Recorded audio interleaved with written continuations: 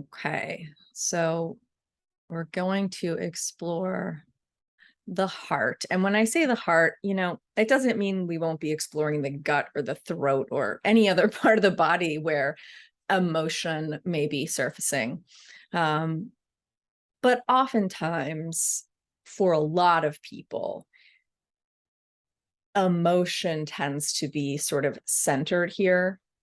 Um, it tends to be a place where a lot of people feel grief, sadness, love, joy. Some of the big human emotions tend to happen here in the chest. Again, like emotion can be happening anywhere in your body, and if it's happening in your chest, it's probably happening in your face and your throat and your stomach and some other places as well. But for the purposes of this exercise and simplification, we'll focus in the heart space. But if that's not the space that's like kind of resonating for you, then you put your attention where it is. Um, yeah, so I'm feeling drawn to explore a bit with this kind of gradient, if that's the word, of suffering that one can experience. And I put it that way, I think, if I'm using the right word, because what you will find as you're on this path and as you practice and as you continue to expand and deepen your understanding of yourself and your kind of s- inevitable surrender to how very connected you are to everything else. And as you start to really understand the nature of the mind and of the emotions and how these things work together, you start to really get the mechanism of suffering. It can become quite different. So before I started meditating seriously, right? Before, the gap between when I meditated as a kid and when I meditated as a young adult, the suffering was just so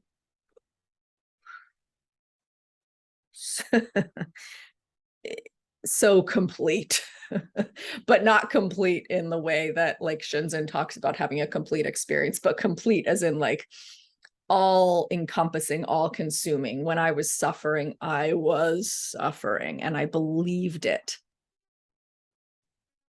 And I made choices based on it, or choices were made based on it, let's say. And everything was an opportunity for suffering. You might hear me sometimes say like everything's an opportunity for awakening, or everything's an opportunity to fall in love, or everything's an opportunity for pleasure, but like for me everything was a possibility for for suffering. I had a lot of double binds, like, oh, this good thing, but nope, it could be bad in this way. Okay, I can't feel good, right? So there was always a way to suffer, and that's just the way that my brain was wired. And, in general, I mean, there's a reason why suffering is like the first of the Four Noble Truths. Um, so there wasn't any subtlety. It was just like onslaught of suffering. But with practice, and as, this journey that's been unfolding progressed, that really changed. And everything was no longer an opportunity for suffering. And suffering in many cases started to become optional.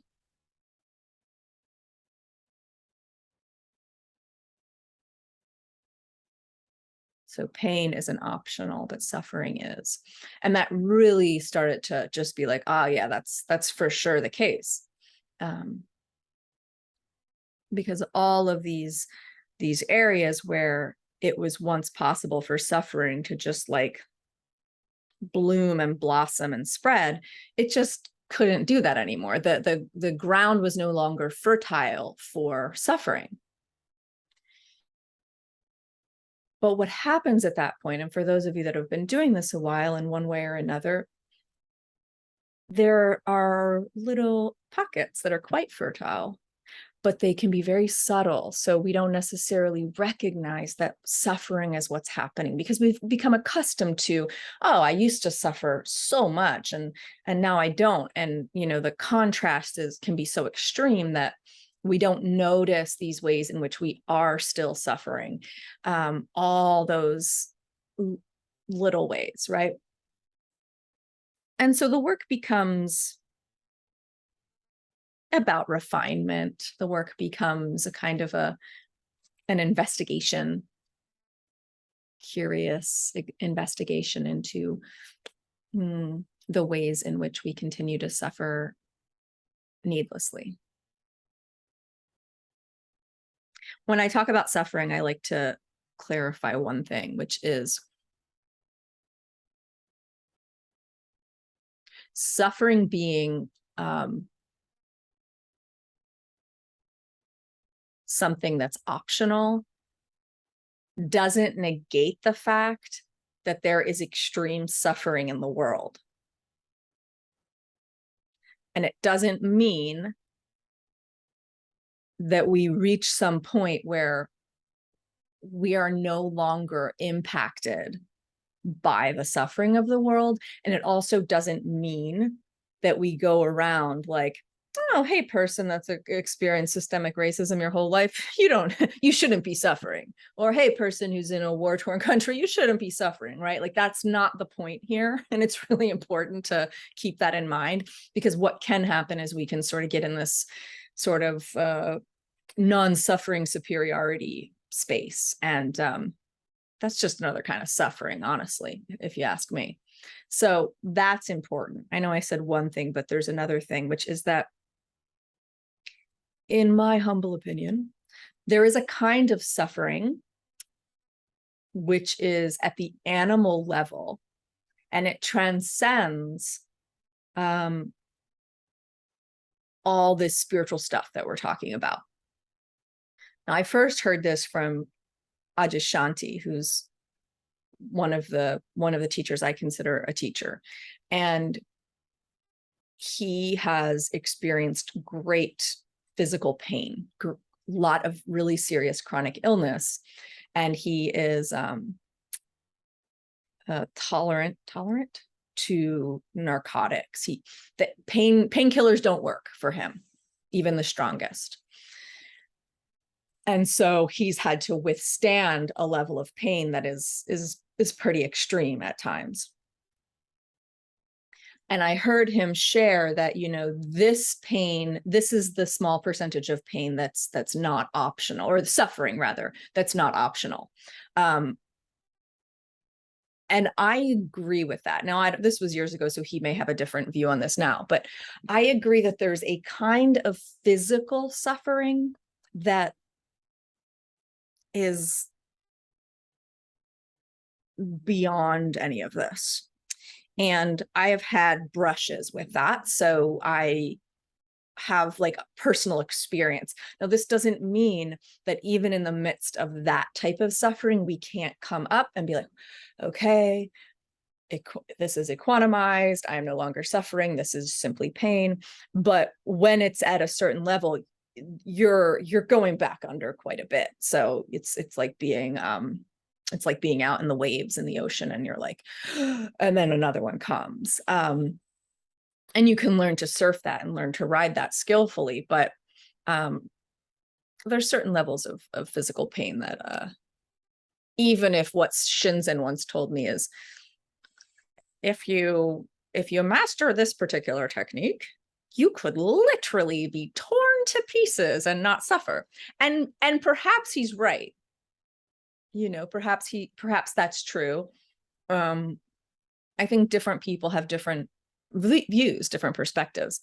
I personally, as someone who has lived with chronic pain, tend to lean towards the like, yeah, there's this certain flavor of suffering that it's when you're passing out from pain, like you're at that level of pain. mm, I mean, the passing out part's good because then and then you get some relief, but that's a different level. But the beautiful thing is when you do experience pain like that and you experience it on a regular basis, which thank whatever deity or non-deity or whatever, I'm not experiencing these days. It's not my situation right now.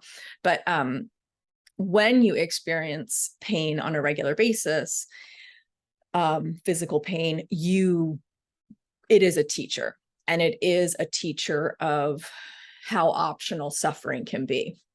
And so for me, really pointing my practice and insight at physical pain has transformed my experience with it. Now, the same can be said for emotional pain, for psychological pain. But again, that doesn't mean that we couldn't have all this practice and all this skill around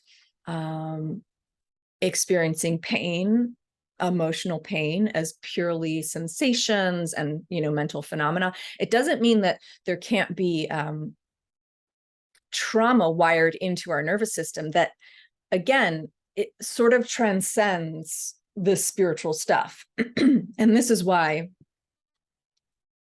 I think it's very, very important to be, if you have any level of trauma, which, come on, most of us do, to be working with that as well, to be working with the nervous system, to be working to learn to stay in that window of tolerance, that space between hyperarousal of the nervous system and hypoarousal of the nervous system.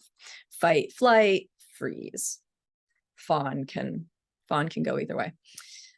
So it's not as simple as suffering's optional. It's just not in our modern world, not as the humans that we have evolved into. And so I preface the practice and what we work with today with all of that. And if you're finding that there is suffering that is not optional for you, know that you are not alone. I have seen and known people who are very awake suffer in great degrees.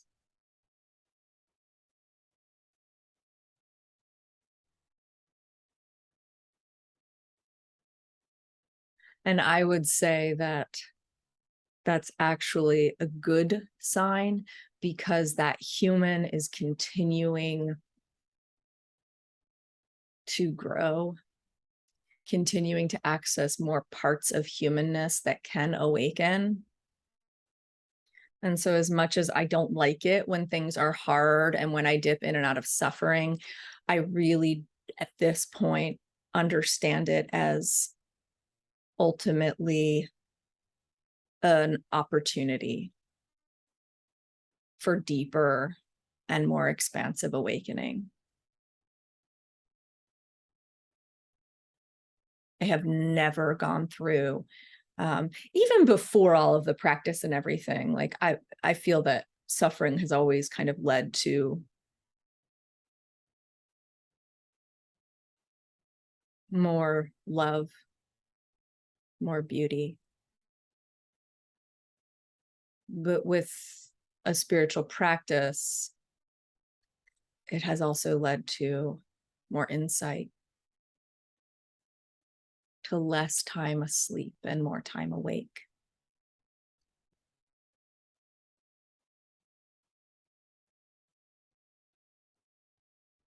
Doesn't mean it doesn't suck at the time. But when you encounter your suffering of whatever kind, you encounter your suffering with the insight that you have come into through the practice, there will be a part of you, and that part of you will become stronger and stronger, that knows you are not that separate, solid suffering thing.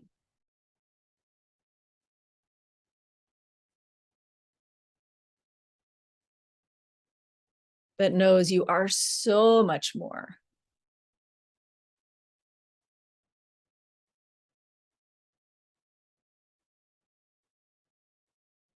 And that becomes more and more the case. And so even when you find yourself devastated, heartbroken, really overwhelmed, stressed out, whatever it is, in physical pain, the gap between remembering and forgetting gets smaller and smaller until it's just like moment to moment remembering. Ah, yes. This too is part of awakening. This too is part of this vast, spacious awareness. This too is unfolding perfectly, because how else could it be unfolding? It's how it's unfolding.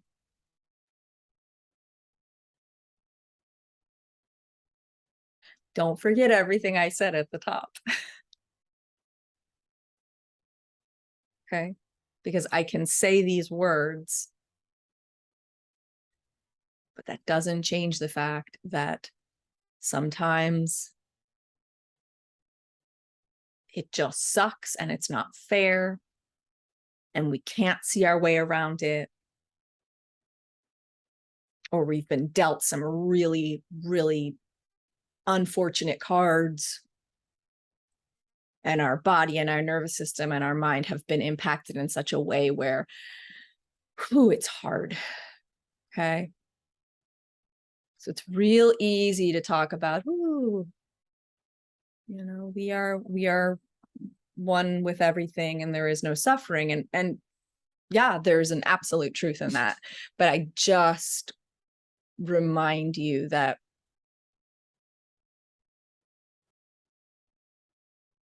the words that I speak are not something to use to judge yourself. They're not something to use to compare yourself. And they're not truth. They're just the words I'm using to describe something that is hard to describe, actually.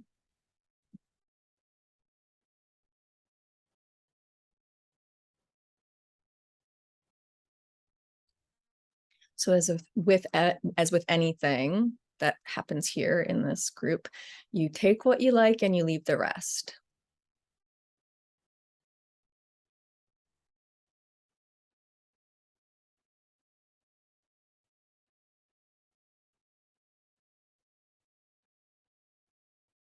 Okay. So to begin our formal practice here, go ahead and settle into a posture that works for you if you haven't already. Because of the type of chair I'm sitting in, I'm placing my feet on the ground.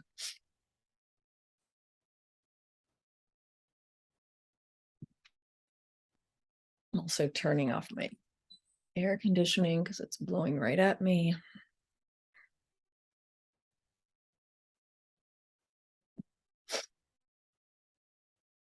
I'm finding a nice grounded experience for my seat and my thighs. I'm using the support of a cushion, but still rather upright. And again, I'm just kind of talking through the way I'm positioning myself. You do what works for you. I have my hands resting in my lap for now. When I guide, I tend to want to gesticulate a little bit, so.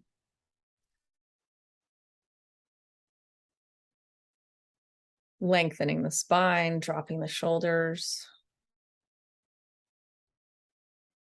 Finding a position for the head where it's not jutting forward, it's not falling back, it's nice and neutral. Maybe the chin tucks just a tad.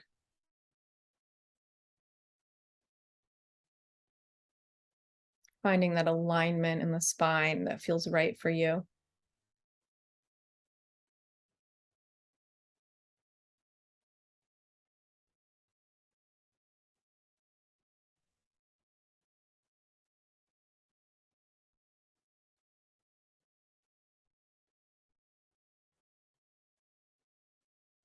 So, what I'm going to guide us in today is actually working directly with suffering. And that may not be the right thing for you today, in which case, do what you want to do. It also may be that you can pendulate. And I will actually guide that and encourage that. Pendulate from the sort of density or the challenging sensation into something else, into resource. So if you're not familiar with resource, I've plenty out there about it, but the brief version is, something other than the suffering. So something maybe that feels pleasurable, that feels neutral, that feels relaxed, that feels maybe relatively solid, predictable, stable. It could be something internal, it could be something external, it could be something in the mind, it could be something in the body, it could be something tangible or intangible. And you might find that this whole practice, that's what you do. You just focus on resource. And actually, that is also a pretty great way of learning to work with suffering. It's a leaning away practice, which is a great option. It's just as good of an option as leaning in, honestly. It's nice to have options, though. So if at any time what we're working with starts to feel overwhelming to the system, you start to feel yourself getting really tired or really angry or shut down or something like this, then you go to resource. And ideally, you go to resource before it starts to tip into a kind of activation of the nervous system. All right. So you have that option that's there for you, and it's there for everyone. It really is. As I said, unless you're like experiencing that kind of animal pain that like transcends everything, there is something that is not the suffering.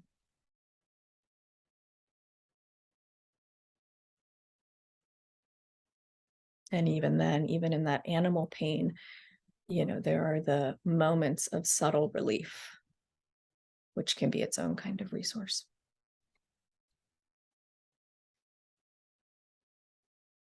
So to begin here, I invite you to bring your attention to the chest area around the heart.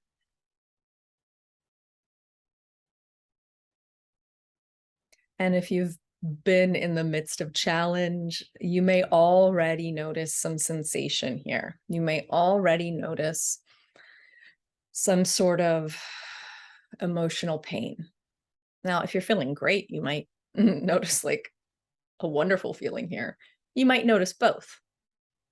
We are complex creatures.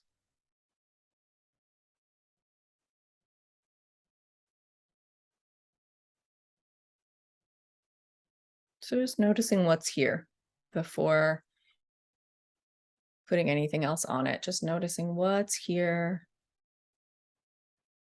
at the emotional heart level.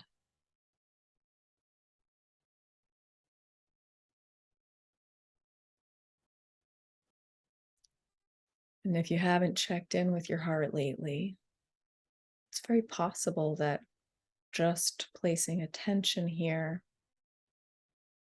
just having this physical awareness, could bring up emotion pretty quickly.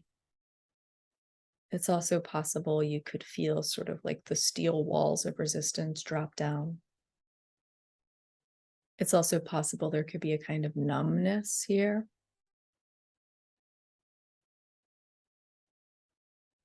So without making any of that wrong, just noticing what's here.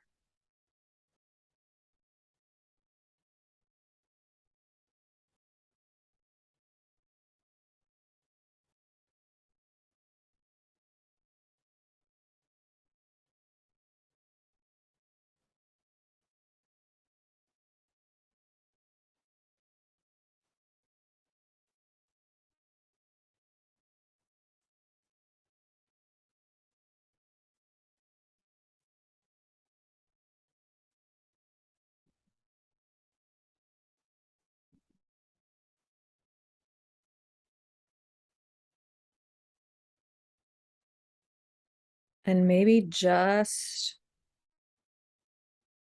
as a way to remind yourself that you have options, let's go ahead and pendulate to something else for a moment. So pendulating to something that either feels good or feels neutral. And remembering there's a huge span of what that could be, huge spectrum there. So pendulating attention to something else for a moment.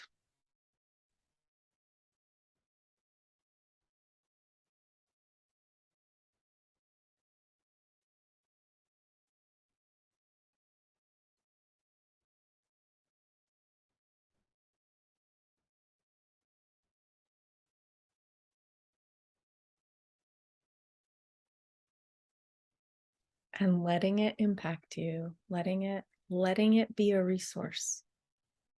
Like the suffering will still be there for you. You can come back to it.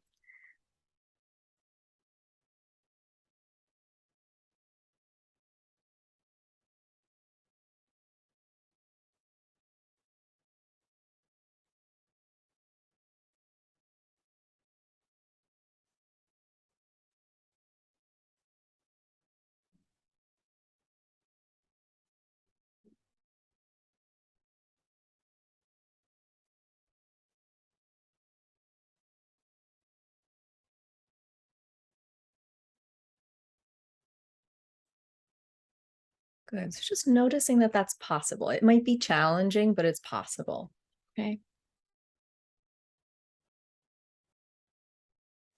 And now, if you're ready, if you want to, we'll pendulate back into that heart space.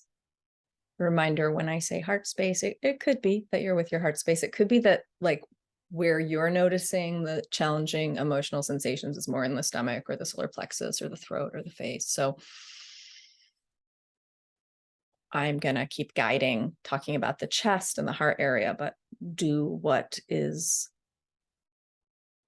in alignment for you.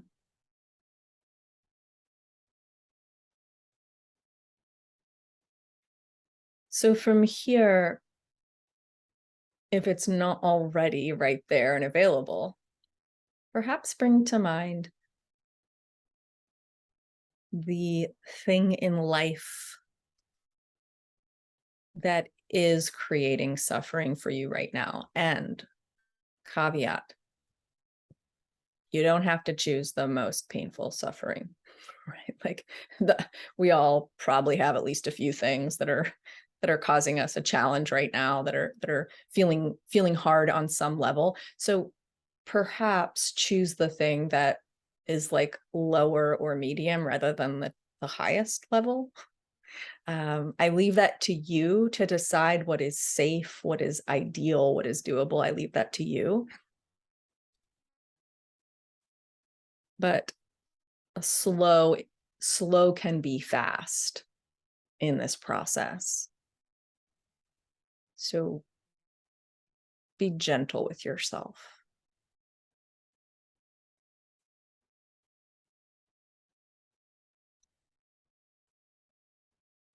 So slight annoyance is a kind of suffering. Just as an example of what might be a lower level of suffering to work with.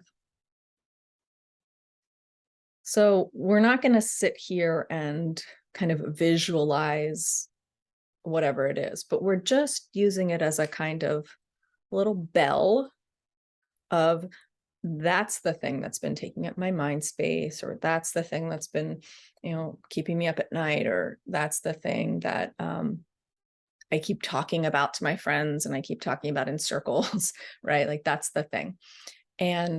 Or that's the thing that I've been holding inside, afraid to share, and so on. So we use it as a way to identify the sensations associated with that particular suffering.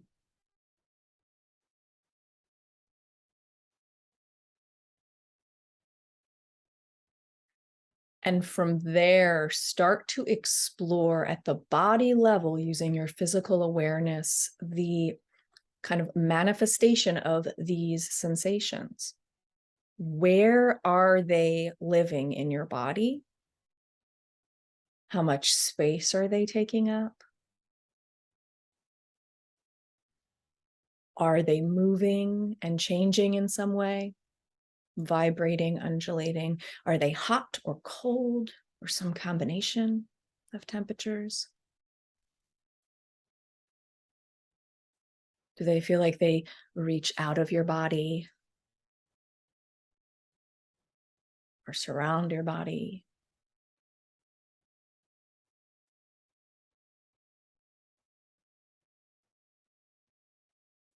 Do they jump around? Does it just feel like a solid fist somewhere in the body? Start getting curious. So we're not going to these sensations and like wallowing in them. We're getting curious about the actual sensation. Letting go of the story of the sensation, of the emotion, even letting go of the what the emotion is. Once you've identified where this suffering is taking place in the body, it's really just about being with the sensation for what we're doing right now.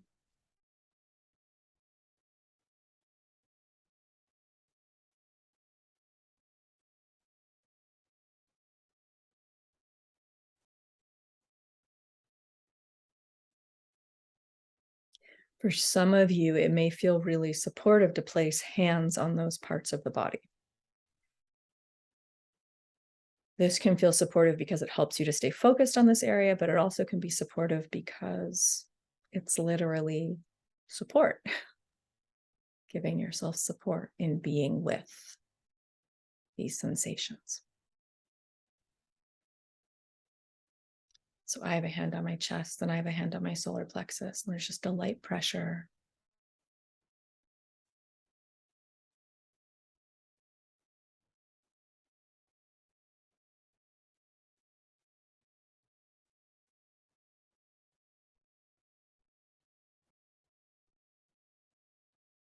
And when you sense that tendency, perhaps to resist, shut down around,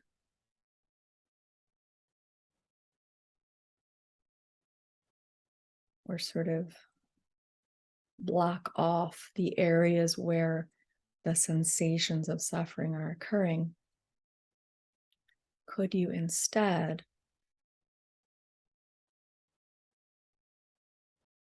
bring in that curiosity, acceptance, and possibly the invitation of spaciousness so that this experience in the body has room to do exactly what it needs to do?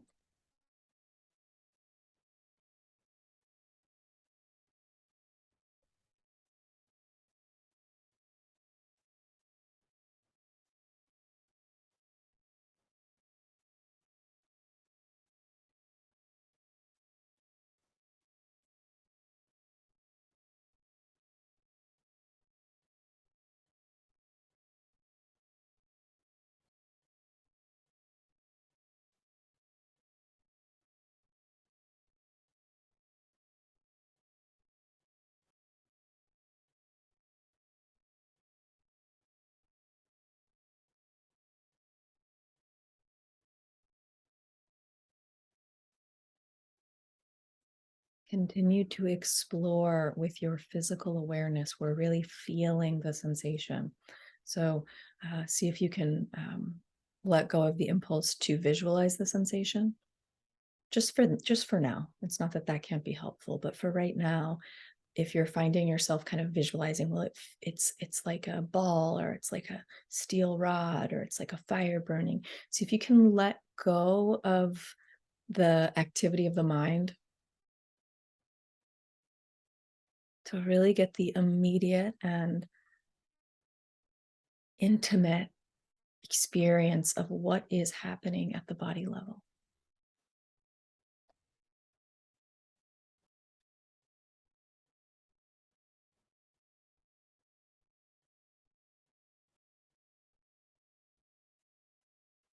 And this is your resource reminder. If anything is feeling overwhelming, even a little bit, pendulate on over to something that is not overwhelming.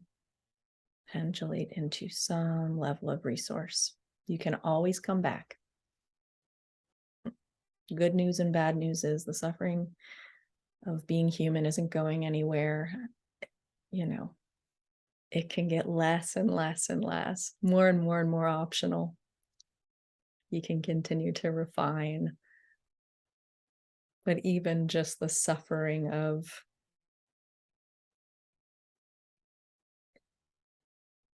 something as simple as a little tickle in your throat,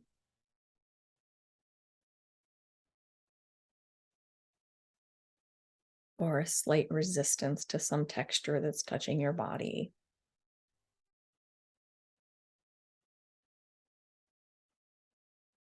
Or that resistance that we all live with of I don't want that, I want this. Right? Even like tiny single cell, I think, if I'm correct here, single cell organisms will like move towards or away, right? So it's like that subtle suffering of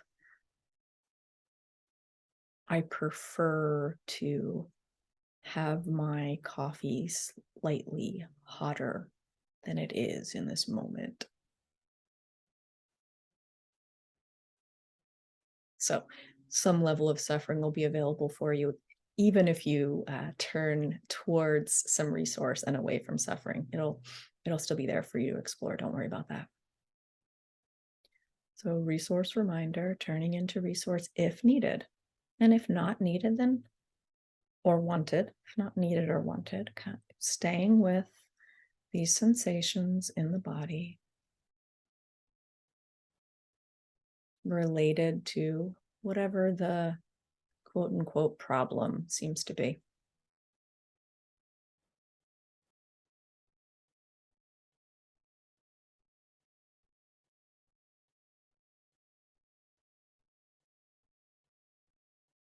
And if you've lost track of how you are experiencing suffering at the body level, again, without it being like a let's visualize the crappy stuff in life, you can just ring that bell again, like, oh yeah, that's the thing.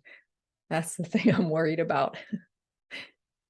Just as a way to reorient to how that occurs in the body. Because right here, right now, we're sitting here, nothing, there we're in a meditation, whatever the thing is isn't actually occurring in this moment. And we could certainly work that way, right? Just there's only now, and in this moment all is well.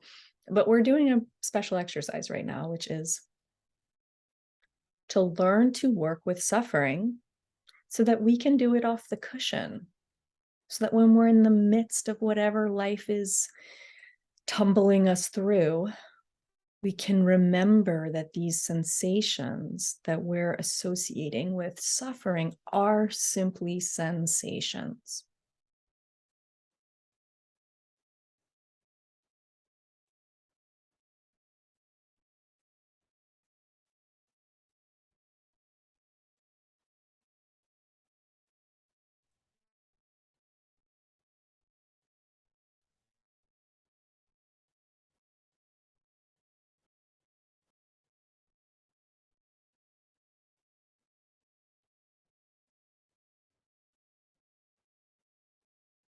Now, as we're working with this, you very likely may have been noticing mental images or mental talk arising in relation to what you're feeling.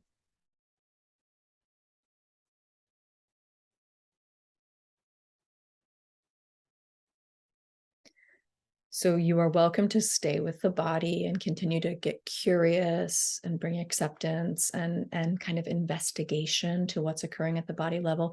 You're also welcome to incorporate the mind.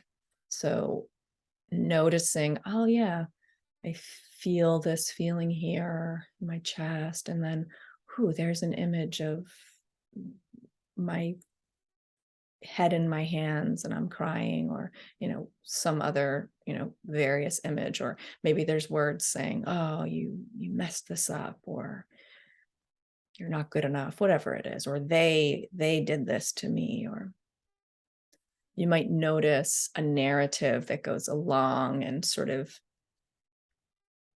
encourages the sensation. And we've been doing that intentionally. But now let's shift to just noticing how that mechanism works. Emotional sensation and mental activity, they come together, they form suffering.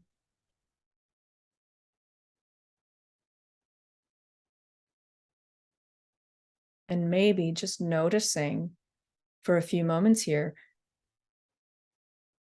what that process is. It's no different from the process of an operating system in your computer. It's doing what it does.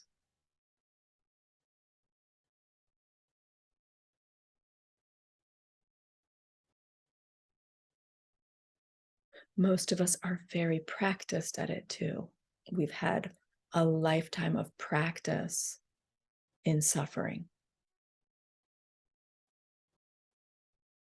The pathway is well worn, which, means there's work to do, but it also means it can be really easy to work with. It can be really easy to observe, to witness, to get curious about, to start to investigate, to start to question.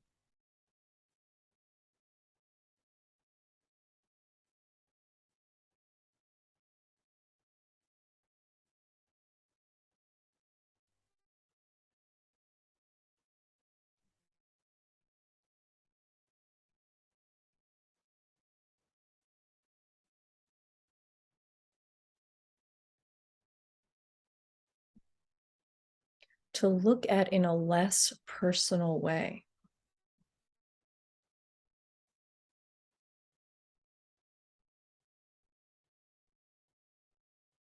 To feel in a less personal way.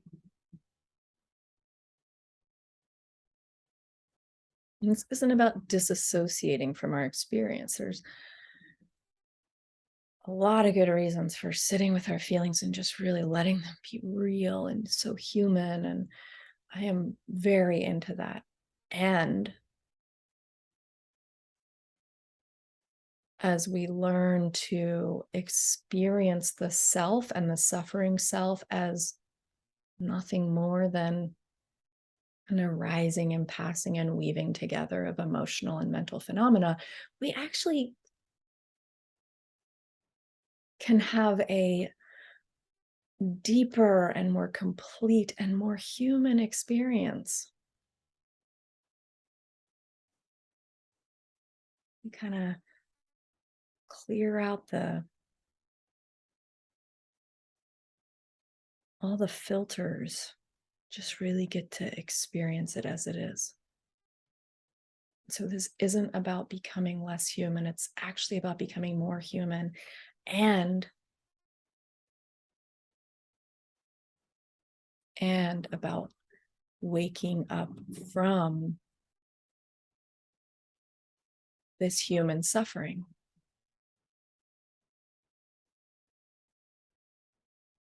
It's both.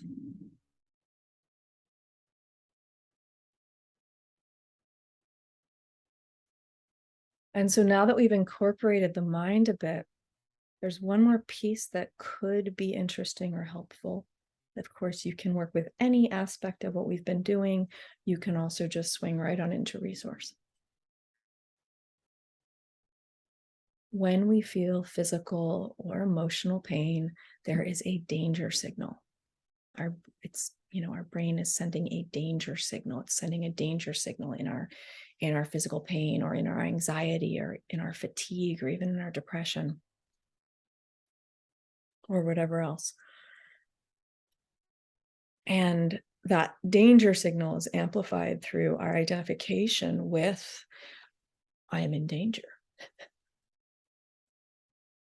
And so something we can do for ourselves here is go again to that sensation of suffering, to whatever degree it's present. Notice that it's a sensation.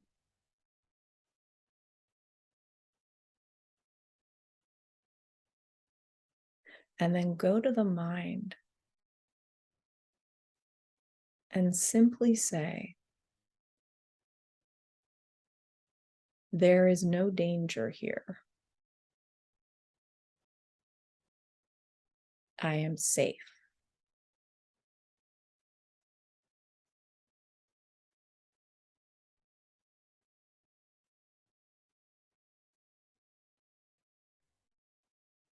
If you like, it might be, there is no danger here in this moment.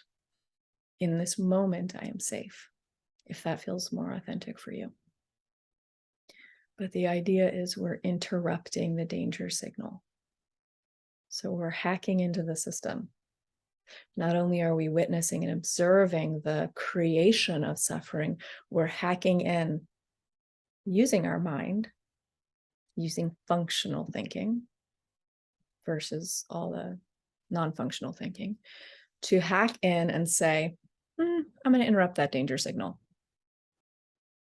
Because right now, I am not in immediate threat of death.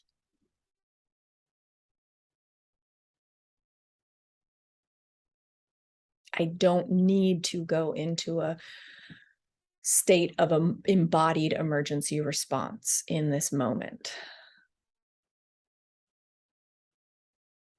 In this moment, there's no damage being done. In this moment, right here.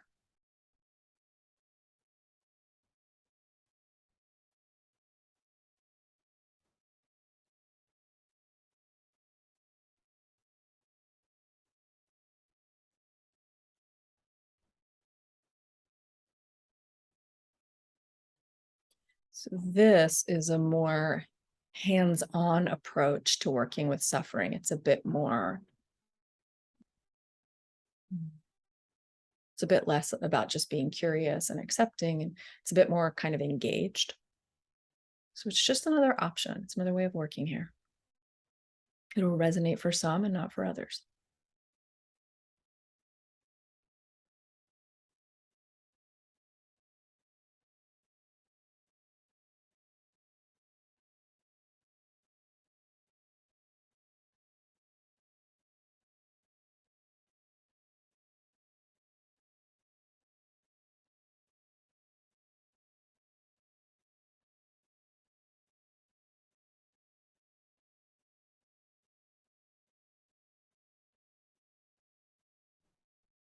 And finally, one of my favorites.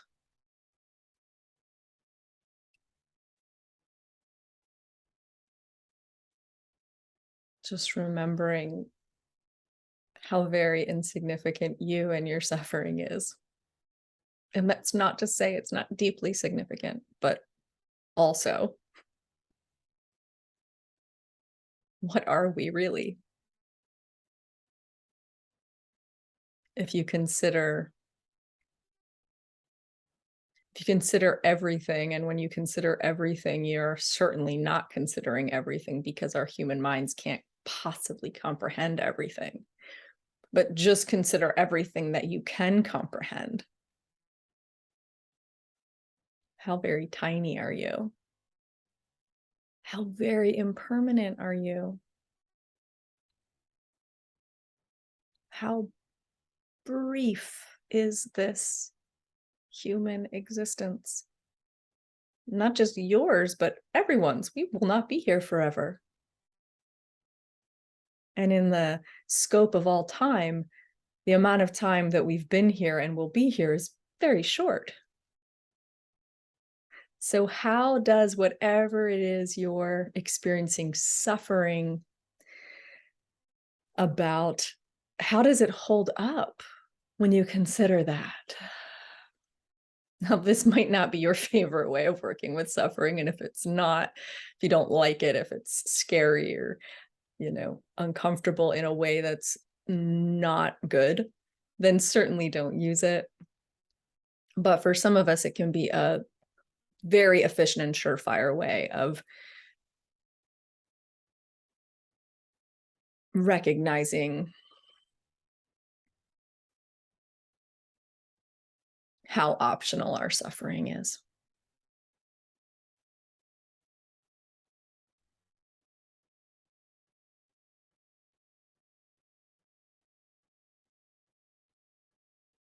Teeny tiny specks on a teeny tiny speck in the middle of who knows the heck what.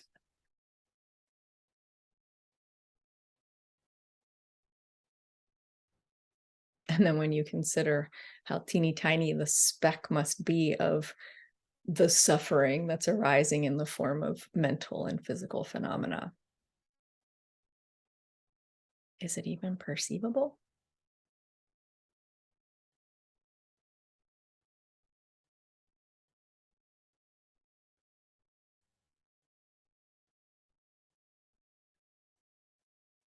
Okay, so I am going to just offer a brief overview of what we did. And as I'm doing that, you can listen or not listen.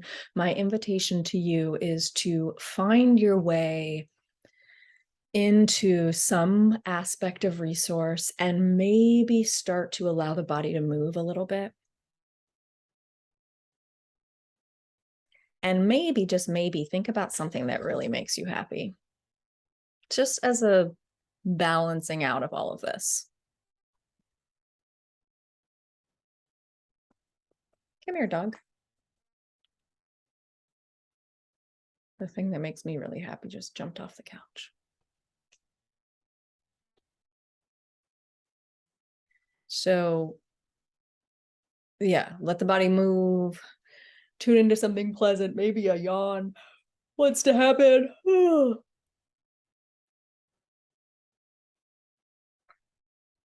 Maybe you want to kind of work with the vagus nerve a little bit and just slowly turning the head from side to side. Or if you wish, just the eyes, which can pretty quickly, for me, activate that release. Hence the yawn. Okay. So keep doing what you need to do for your body in order to sort of come to a neutral space. So we started by tuning into resource as a really great option. From there, we triggered our suffering and then felt it at the body level. And we got very curious about the sensations, how it moved, how big it was, kind of where it was. In doing this, we start to be able to experience the suffering or the pain that is registering as suffering, as simply sensation. So it can go from suffering to just pain to just sensation. So that's the purpose of that. Are you okay, little dog? Come here. Jake is having some suffering right now. I don't know what's going on with him. Come here, buddy. Come on. Okay. It's all right. Yeah. Then we eventually started to witness what was happening at the mind level as far as suffering goes. We didn't spend too much time with that, but we started to kind of witness the arising and passing and the way that the emotional sensation and the mental phenomena come together to create the suffering. So in doing this, we start to see, oh, wow, that's the mechanism. That's what's creating that is the suffering right there. It's also the good stuff, by the way. It's also what makes like all the good stuff as far as a self can experience. But that's what makes the suffering. Then we went into this little exercise of noticing the danger signal and then interrupting it, hacking that system. And then finally we did my personal favorite, which is like, we're just these tiny specks I mean, I don't even know if we can call ourselves specs when you really consider the everything and the everything of the everything. So that was what we did. That was the journey we went on together. And my invitation to you is to consider, perhaps there was one aspect of that that felt really impactful for you. So as this week goes on, seeing if you can work with your suffering, the big suffering, the tiny suffering, in these ways, remembering that we're not here to bypass. We're not here to be like, oh, I'm so spiritual that I'm, everything is always wonderful and I never feel any suffering, because that can lead to some pretty crappy life experience, and isolation and just dehumanization. So we're not here to do that. And we're not here to tell anybody else how they should or should not experience their suffering. I'm here leading a class, so I'm giving you my suggestions, but ultimately, everyone has the right to their own suffering, regardless of how we might see it as optional. All right. Thank you so much for practicing with me. What a true pleasure.